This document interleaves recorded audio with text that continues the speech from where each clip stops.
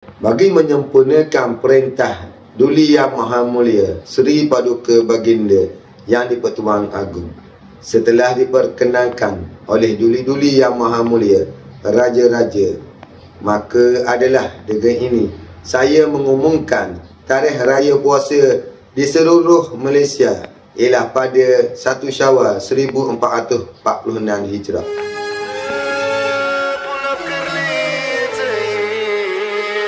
Gedebang, gedebong, gedebang, gedebong, gedebang, gedebong, terpecah perut lenggang-lenggong. Dah bergema suara takbir, tiba sudah hari raya.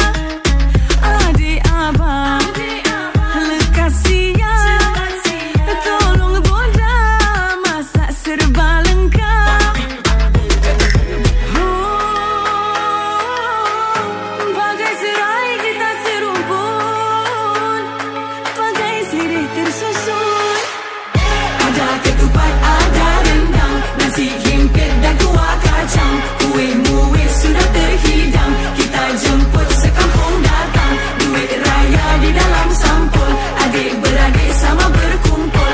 Ada bunga api, ada mercun, biar meletup pom pom pom pom.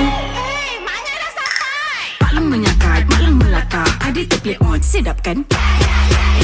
Masuk membawang, mak hiris bawang, mata bergenang, sakit kan? Atam lenguh perasaan kan? Adik sibuk nak berdandan, sibuk nak? Siapa nak? Ginggang ging, guli-guli baca. Bagai serai kita serumpun, bagai sirih tersusun. Di hari raya aku mohon ampun, sama-sama berhimpun. Ada ketupat, ada rendang, nasi himpit dan kuah kacang. Kuih muih sudah terhidang, kita jemput sekampung datang. Duit raya di dalam sampul, adik-beradik sama berkumpul.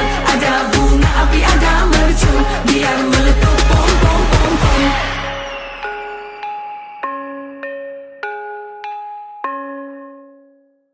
Kami warga SKBC mengucapkan